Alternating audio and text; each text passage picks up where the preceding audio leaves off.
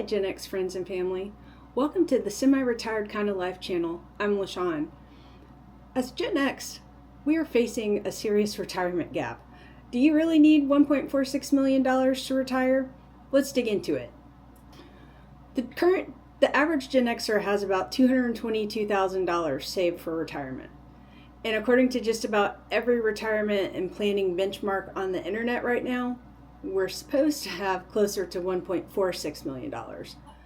That's a gap of over $1 million. It's $1.2 million per person across our entire generation. Let me throw some real math at you.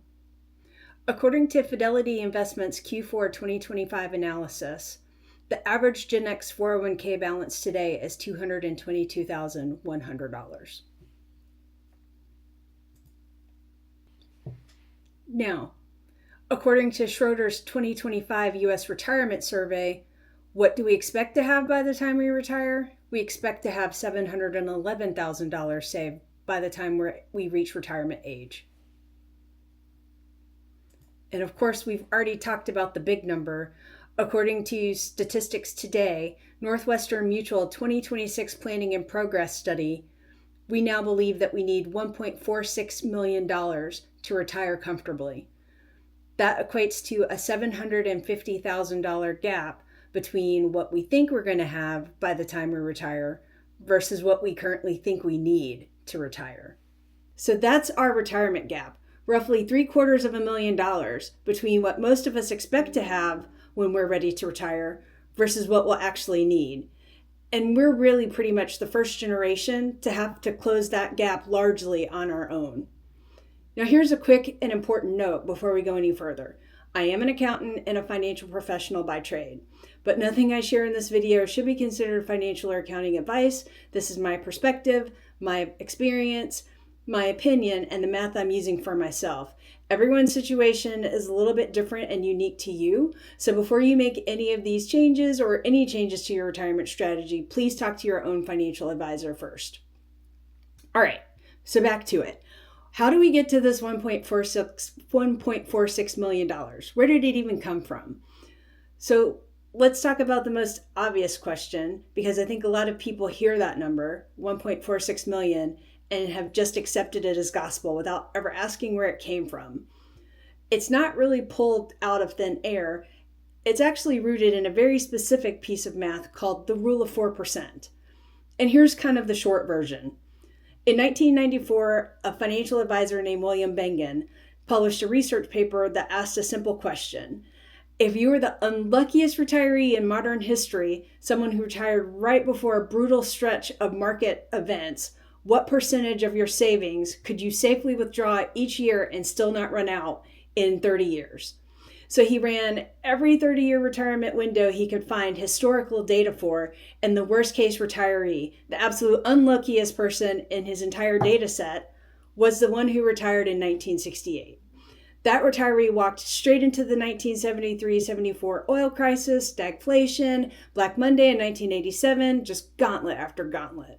And Bingham found that even that retiree could safely withdraw 4% of their portfolio each year, adjusted for inflation, and make it 30 years of retirement without running out. So that's where the rule of 4 comes from, and that's where the 1.46 million comes from. Let me show you. So the rule of 4% works in both directions. You can take your portfolio, multiply that by 4%, and that's your annual income, or what would be your annual income in retirement. Or you can take the income that you think you'll need in retirement and divide that by 4%. And that's the portfolio that you'll need to fund it. So if the average American now believes they will need about $58,400 a year to live comfortably in retirement, $58,400 divided by 4%, that's your 1.46 million. It's not magic, just math. Oh, and then one more thing. So even at this point, I know that sounds dire, but even Bill Bengen has come back and revised that number because a lot of people were following that, and it was supposed to be a worst case scenario. So that number could be closer to 5% or 6% that you could withdraw each year and not run out of money, statistically speaking, over that 30 years. So that's why that 1.46 million keeps showing up in kind of news articles and all of the things that are popping up in our feeds lately. So with that, let's go into the bait and switch that we didn't sign up for. This is the part that is critical to where we are in our current situation. We are the first generation expected to fully fund our own retirement without a pension, maybe without a safety net, depending on Social Security as that is still playing out, and without the institutional backstop our parents had. So our parents' generation largely had pensions where you worked for a company for 30 years, you retired, your check showed up every month, and you didn't really have to think about it or manage it. You didn't have to worry about market downturns. Your company carried that risk. And sometime in the 80s, that shifted. Pensions started disappearing. 401ks became the new retirement vehicle. And the message to us as Generation X was, hey, great news. Now you're in charge of your own retirement. Except that in charge also meant you absorb all the risk, market crashes, the dot-com bubble, the 2008 housing collapse, COVID, layoffs that disrupted our contribution streaks, stagnant wages that made maxing out contributions feel impossible even when you wanted to, and a healthcare system that could wipe out a decade of savings in a single hospitalization. And the numbers reflect it.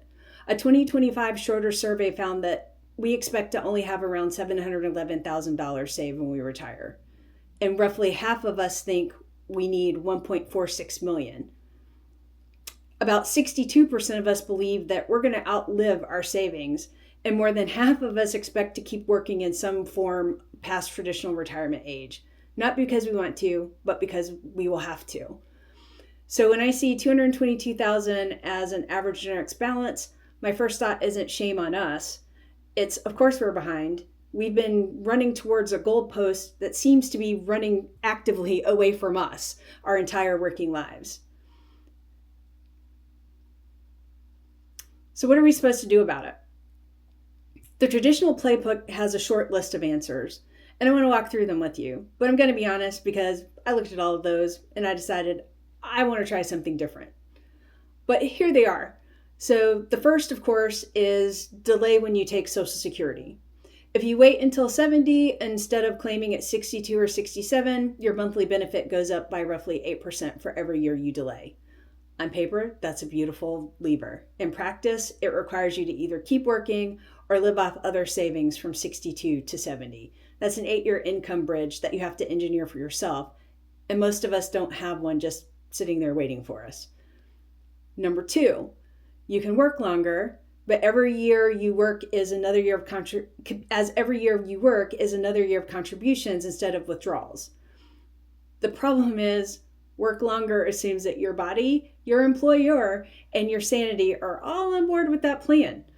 A lot of Gen X is already burnt, crispy, toasty. And at 55, let's just assume ageism is there. It's real from a hiring perspective. So we may not be able to continue to work beyond that. And so 3, you can also increase your contributions. The IRS allows you to contribute more at 50, so you can have catch-up contributions. But a lot of people we're already sandwiched in between children and taking care of parents, so that may make that difficult for us. And of course, the 4th lever that we have is downsizing and selling our homes, using that equity to perhaps buy a smaller place or potentially even rent. So those are all of the traditional answers, and on paper they work. In practice, for a lot of us, they feel like less of a plan and more like coping mechanisms.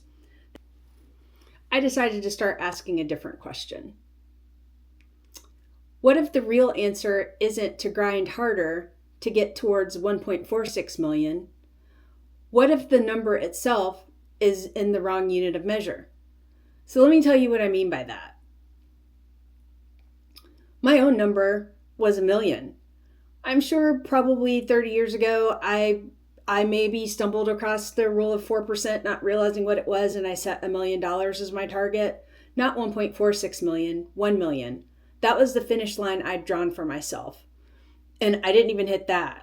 But I left corporate America anyway, because somewhere along the way, I stopped chasing that number and started building a different kind of strategy, a different runway for me to reach.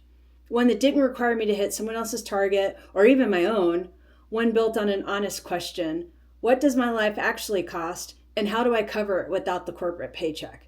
The answer for me came down to a couple of things: geographic arbitrage and what I call the income bridge, income from part-time work I actually wanted to do. And in part 2, I'm going to walk through exactly what each of those levers are, how the math on them actually works, and how I use them to walk away without 1.46 million or even the million in the bank. That's the video I wish somebody had made for me 5 years ago. What I want you to take away with you today.